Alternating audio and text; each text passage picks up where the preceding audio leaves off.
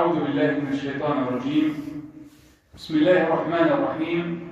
الحمد لله رب العالمين، وأفضل صلاة وأتم تسليم على المبعوث رحمة للعالمين سيدنا وحبيبنا وشفيعنا وقرة أعيننا الهادي إلى سواء السبيل محمد عليه أفضل الصلاة وأتم التسليم. اللهم لا علم لنا إلا ما علمتنا إنك أنت العليم الحكيم، ولا فهم لنا إلا ما فهمتنا إنك على ما تشاء قدير. اللهم علمنا ما ينفعنا وانفعنا بما علمتنا وزدنا علما وعملا يا رب العالمين، وأرنا الحق حقا وارزقنا اتباعه وأرنا الباطل باطلا وارزقنا اجتنابه، واجعلنا بمنك وكرمك وفضلك علينا في عبادك الصالحين، واجعلنا من ورثة جنة النعيم، إنك نعم المولى ونعم النصير. أما بعد أحبتي في الله، فطبتم وطاب ممشاكم وتبوأتم من الجنة منزلا. وصلنا أيها الإخوة المؤمنون في الدرس الماضي إلى المحرمات من النساء، وانتهينا أيها الإخوة بأن قلنا أن المحرمات من النساء تنقسم إلى قسمين: حرمة مؤقتة وحرمة مؤبدة. فالحرمة المؤقتة يا إخواني الكرام هي التي يجوز للرجل أن يتزوج منها، لكن هناك في حاجز بينك وبين هذه المرأة، إما أنها مثلا متزوجة أو أنها متزوجة مثلا، فإذا انفصلت عن زوجها أو مات عنها زوجها يجوز لك أن تخطب هذه المرأة. هذه من أشهر المسائل. إذن المؤقتة هي التي يجوز لك أن تتزوج منها. المحرمة حرمة مؤبدة هي التي لا يجوز لك أن تتزوج منها على الإطلاق، كالأم والأخت وبنت الأخت إلى آخره، والعمة والخالة. وأنا لما أقول يا إخوان الكرام الرجل، ضربنا مثال في المرة الماضية وذكرنا أنه راح نتكلم إن شاء الله بالتفصيل في الدرس القادم. الآن أنت ذهبت إلى أختك المتزوجة، وعندها ما شاء الله بنات كبار ومتزوجات، وبنات من هذول المتزوجات وصبايا عندهم هذول، بنت أختك. فأنت بيجوز أنك تسلم على بنت أختك، لا خلاف في ذلك، ما فيش واحد بيقول إنه ما بيجوز.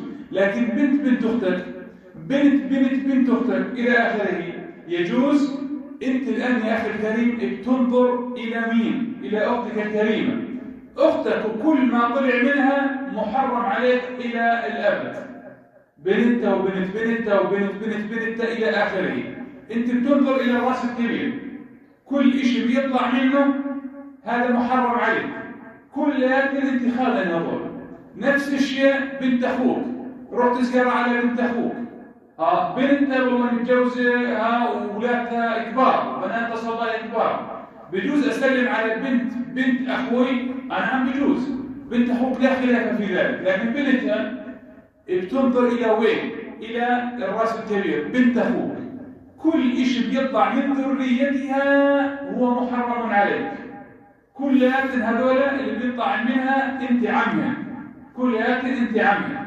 فهذه يا إخوان الكرام حرمة اللي تسمى حرمة مؤبدة، ما بيجوز إنه أن تتزوج من هذه النساء أو من هذا القسم من النساء.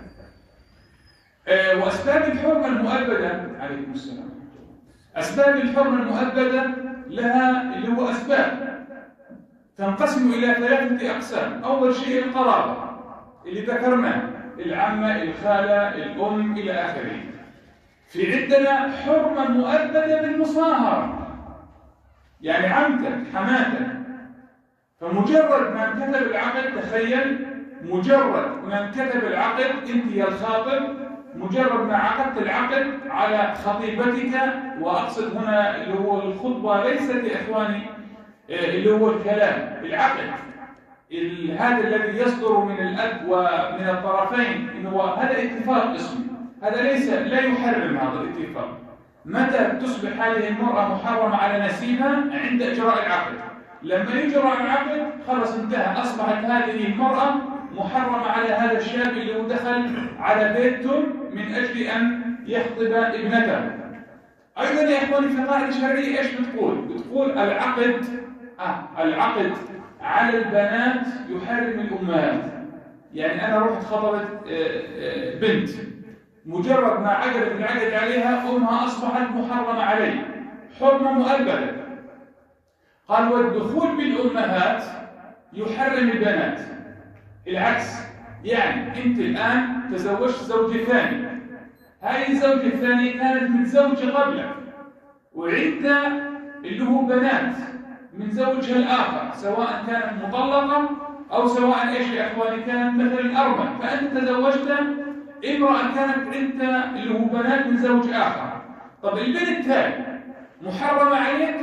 لا، هي مش محرمة عليك حاليا. متى تصبح محرمة عليك؟ اسمع القاعدة الشرعية.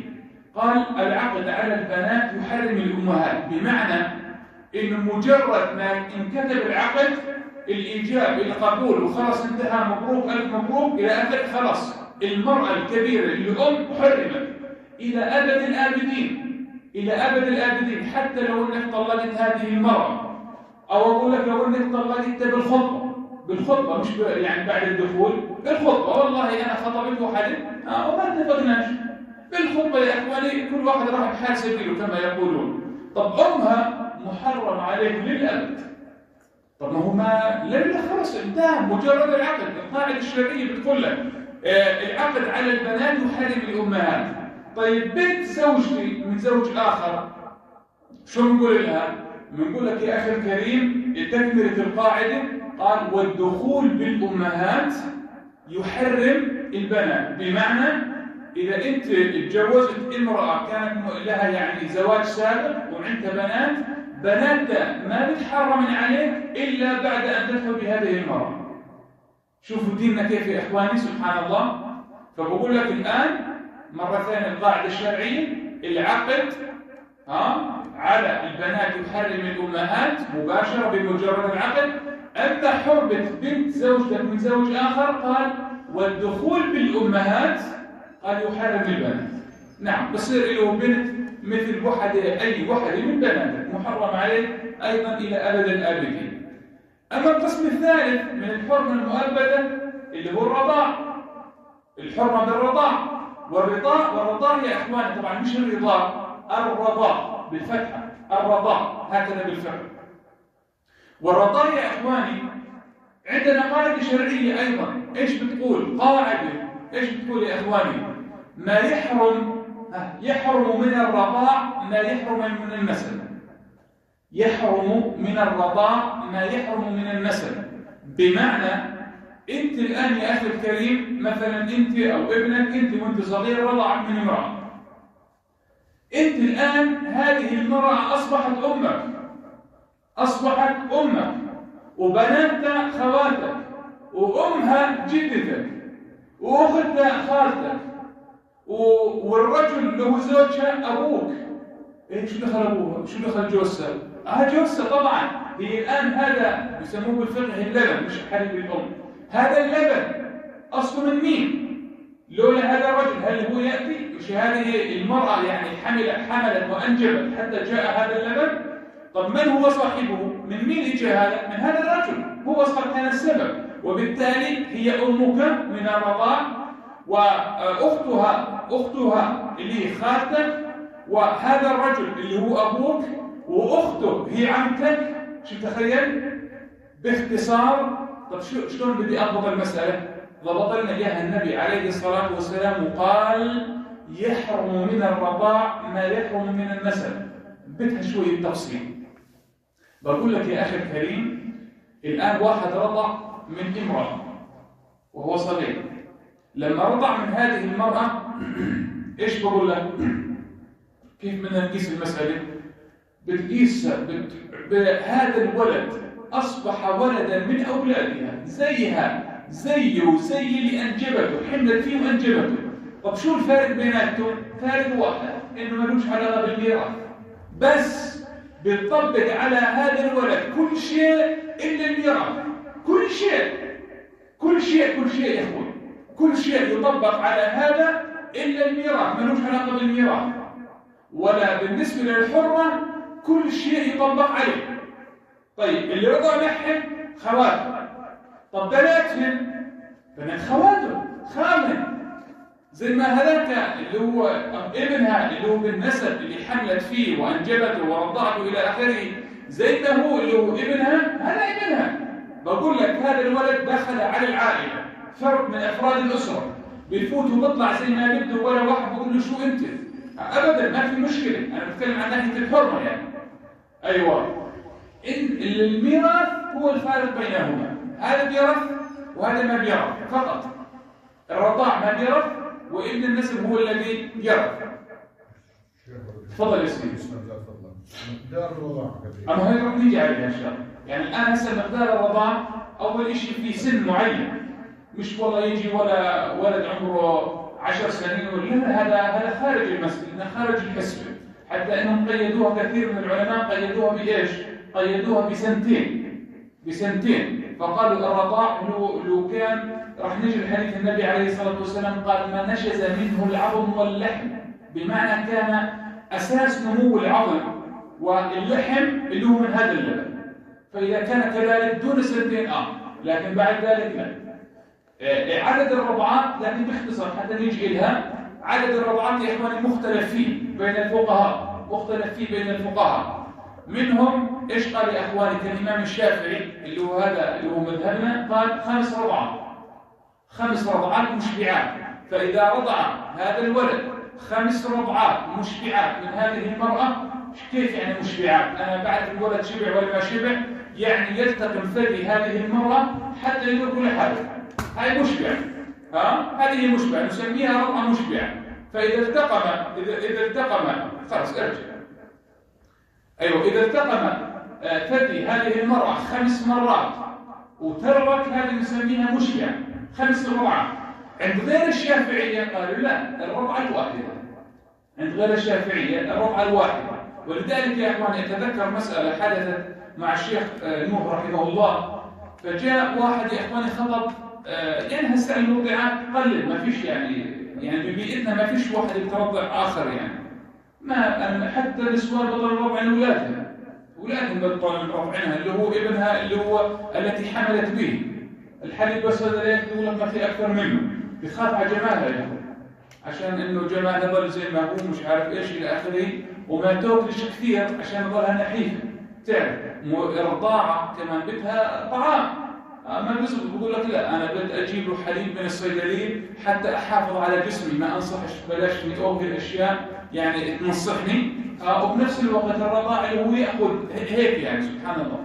ولذلك هاي في بيئتنا انقرضت، يعني شوف بيئتنا إحنا، ربما في بيئات أخرى موجودة، لكن في بيئتنا إحنا انقرضت. أنا ما بذكر بالنسبة لي يعني من لما خلقت، ما بذكر في متجر قالوا والله فلان رضعت فلان، ما بذكر يعني من جيلي اللي هو للآن، أنا ما بذكر حقيقة. قبل كان موجود، نعم. ولذلك غير الشافعية قالوا الرضعة الواحدة تحرم. فالشيخ نوح رحمه الله عرضت عليه مسألة، وكلنا نعرف الشيخ نوح يا أخواني. لما عرضت عليه هذه المسألة قال والله أنا خطبت واحدة، لما جيت بدي أخطبها هون المصيبة يا إخواني بكثير من المرضعات أيام زمان، منهم يا إخواني من كانت تعرف خلاص أنا رضعت فلان وعلى فلان إلى آخره. لكن يا إخواني بعض النساء ما شاء الله كانت عاملين تسابيح، قد ما هي مرضعة تلاقيها نص القري. أبدا، هاي هم مصيبة المصائب تراها إنها ترضع نص القري، يعني أولادها محرمين على نص القري إخوتهم، وهم ونص القري محرمين عليها. يعني والله في دكتور عندنا وإحنا نتكلم من الضفير، من قرية ذكر اسم قريتهم، قال والله لما إجا يعني كانوا يسولفوني يعني اللي هو أبوه لما إجا بده يتجوز قال جاب بنت من برا. ليش؟ لأنه جدته ما شاء الله بقول لك سبيل كان عميته، مين ما في ما تأخذ هالولد وترضع، تأخذ هالولد وترضع. لما إجا تتجوز أولادها بقول والله أبوه جاي من برا القرية أمي يعني مش من قريتنا. وبتعرفوا زمان أغلب النساء يعني من ذات القرية، يعني أغلب النساء في من برا لكن أغلب النساء من ذات القرية. ولذلك يا إخواني كان يجب التوفيق حفظا للحقوق. ما فيش هذا أخ وأخت ما بيسقط يا إخواني الكرام. ولذلك يا أخي الكريم جزاك الله خير، لما عرفت هذه المسألة للشيخ نوح رحمه الله إيش قال؟ قال والله أنا لما خطبت هذه المرأة إجت حجة، أنا بعد منها أمي بالرضاع. أيوة، فإيه شو هذا؟ كيف أنت خاطب هاي البنت؟ شو مش فاهم؟ أنا رضعتكم مع بعض، واحد يا الله يا بنت الناس، أنا رضعتكم كم مرة؟ ما بتذكر ايش قال الحج، يمكن مرة واحدة. فجايين على الشيخ نوح رحمه الله والله رضعتها مرة واحدة هذه البنت، يعني شو رأيك؟ فقال له هل اللي هو تم الدخول؟ قال له لا ما في دخول. قال إذا انفصلا، كل واحد يروح بحال سبيل. أخذ بالأحوط، لأن في مذهب آخر قال الرضعة الواحدة، الرضعة الواحدة تحرم. فقال ما دام إنه ما فيش اللي هو إشي بيناتكم خلينا ناخذ بالأحوط، والبنات كثير والشباب كثير، اللي بده يتجوز في بنات حلال كثير، واللي بدها تتجوز في أزواج كثر. انفصل خلص، ما دام إنه كلام في كلام كل واحد يروح بحال سبيل. لكن إذا في دخول لا، الدخول إيش نقول يا إخواني؟ نقول خلص انتهى، الآن أنت بدك يتوقف عليها دمار أسرة، نقول خلص ناخذ بالأحوط. الأحوط شو هنا؟ اللي هو خراب الأسرة ولا بقاء الأسرة؟ لا، بقاء الأسرة. وبالتالي يا أخي الكريم اللي هو إيش؟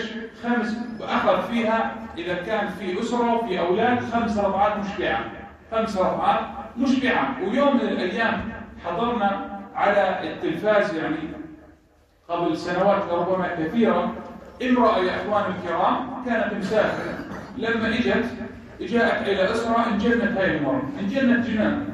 ليش شو مالها؟ بتقول وإنه في أسرة يا أخوي أبو رشيد رجل متجوز من امرأة وعنده 5 أولاد منها، 5 أولاد.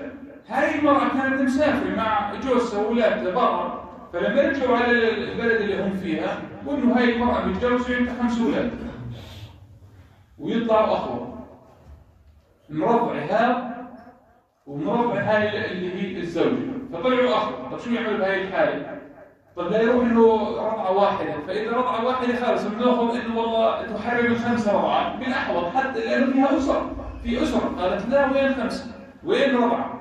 والله كثير، مش شوي كمان، مش شوي كثير كمان، فوق ال5. فأخذوا عندنا هون صار في الأردن يعني الحادثة، وصار فيها قرار محكمة اللي بيفصلهم. طب الأولاد أمورهم تمام، شرعيين أمورهم تمام لأنه ما كانوا يعرفوا أمورهم تمام الأولاد، فهذا أبوهم وهذا أمهم. لكن ما دام من عرف خلص انتهى، وأصبح هناك انفصال بين الأسرتين. والمقطع موجود ترى على اليوتيوب، اللي بيحب يرجع يشوفه موجود يا إخواني الكرام. إذا على مذهبنا مذهب الإمام الشافعي 5 رضعات مشبعات، وأخذوا بحديث النبي عليه الصلاة والسلام الرضعة والرضعتين والمصة والمصتين، إنه إيش يا إخواني؟ اللي هو ما بحرم. لكن غير الشافعية لا، قالوا لا، الرضعة الواحدة هي تكون محرمة أيها الإخوة الأفاضل. اللهم صل على سيدنا محمد. صليتوا على النبي ولا بعدكم؟ طيب، فإذا أجينا إلى تفصيل يا إخواني المحرمات اللي هو من القرابة قلنا الأم وإن علت. بمعنى إيش يعني الأم وإن علت؟ الأم وإن علت يعني الأم وأم الأم وأم الأم، بمعنى أمك، جدتك، جدة أمك، جدتك، وإن علت يعني اللي أكبر منها، كليات، هذا كليات المحرمات عليك. الأم وإن علت، أمك، جدتك، جدة أمك، جدتك. طبعا إذا كانت موجودة هذا، أنا الفقه ما خلالكيش شيء إلا وبين. ثم بعد ذلك البنت وإن إيش؟ وإن نزلت، بمعنى اللي بيطلع منها، يعني بنتك، بنت بنتك، بنت بنتك، بنت من هول يوم الدين، كليات المحرمات عليك، كليات محرمات عليك. أيضا الأخت كما ذكرنا مثال، الأخت أنت رحت والله على أختك يوم هالعيد مثلا أو بأي مناسبة، لقيت بنت المتجوزة وبناتها صبايا كمان، يعني أختك جدتك، بصير تسلم عليها؟ بصير. احنا قلنا يا أخواني البنت وإن نزل بتنظر إلى وين؟ إلى أختك الكريمة.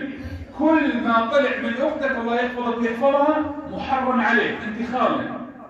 وكل لما تروح على بنت أخوك في مناسبة معين أو تيجي عليه، هاي بنت أخوك متجوزة وجدة، طب حفيدتها، بنتها، شو هذول؟ محرمات عليك، انت عمهن ليوم الدين. البنت وان نزلت سواء كانت بنت الاخ او بنت الاخت، والام وان علت، يعني امها وام امها وام امها الى اخره، كل هذا المحرمات.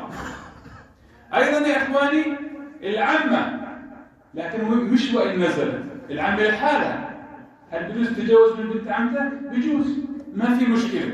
العمه هي التي تحرم، ما بنقول العمه وان نزلت واللي بيطلع منها، لا، هذول محرمات على ابوك، انت ما لك علاقه، انت المراه ذاتها عمتك محرمه عليك، والخاله محرمه عليك انت، بس بناتها مش محرمات عليك. هاي ما نتكلم اللي هو القرابه.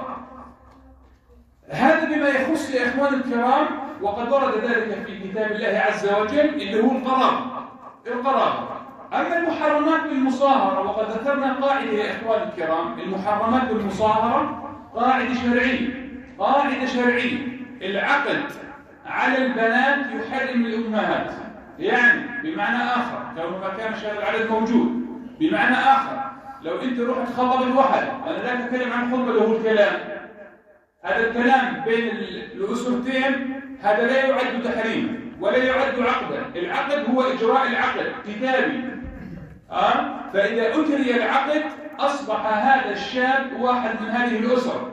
اللهم انا اقصد الام، يعني فالام ام زوجة هذا الرجل يعني بتصير حماته محرم عليه مثلها مثل ام بمجرد العقد ام خطيبته صارت محرم عليه الى الابد.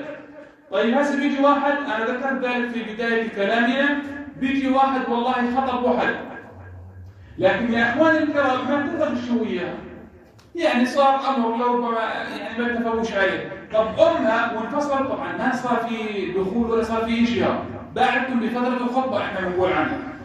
طيب وانفصلوا، خطب شهر ما صارش نصيب، يعني كل واحد راح يتحاسب كما يقول. طب امها محرمه عليك لابد الابدين، ابدا محرمه عليك، وين ما شفتها بتسلم عليها ومباوسه كمان، امك بتضل ليوم الدين، ما في مشكله. القاعده واضحه، قال العقد على البنات يحرم الامهات.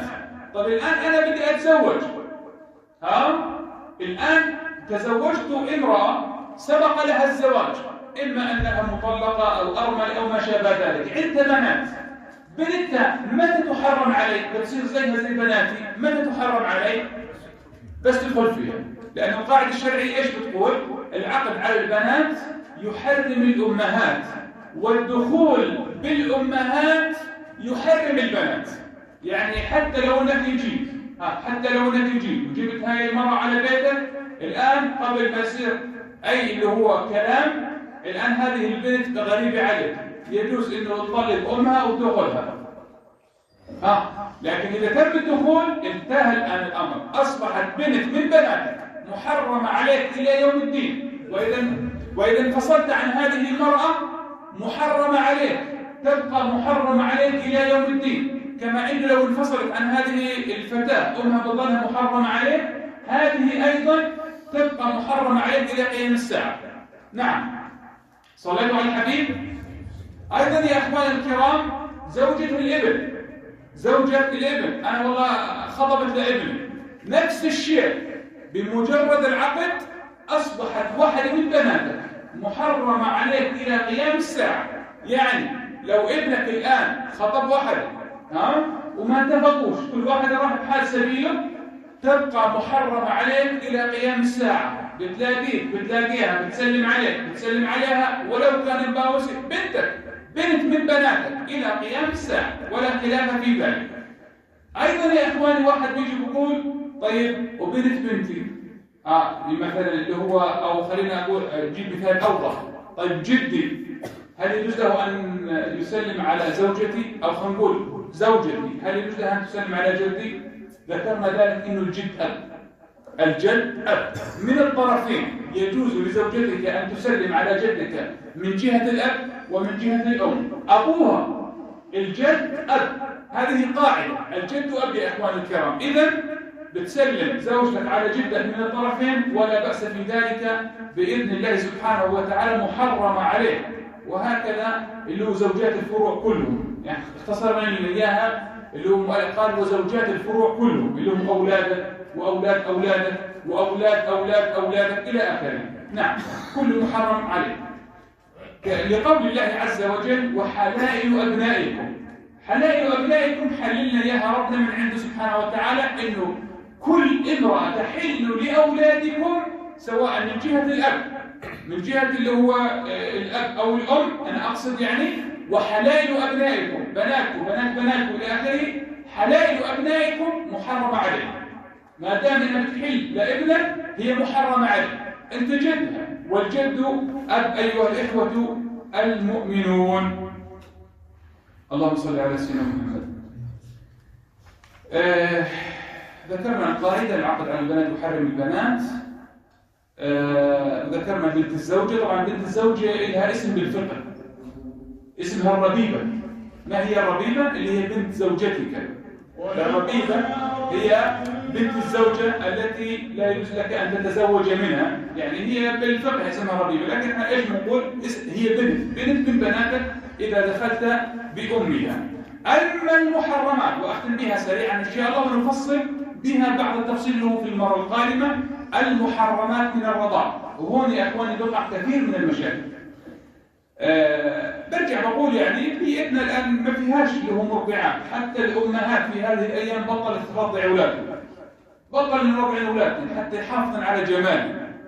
مش فاضي ترضع يا حرام، وحتى ما توكل الأشياء اللي هو بتنصحها مثلا على سبيل المثال. ولذلك اكتفى كثير من الناس يا إخواني اللي هو بالحليب اللي هو الصناعي كما يقولون. ولذلك يا إخواني الآن إيش بالنسبة للإرضاع؟ بدي أعطي قاعدة ونفصل فيها إن شاء الله إن بقي لنا عمرا في المرة القادمة.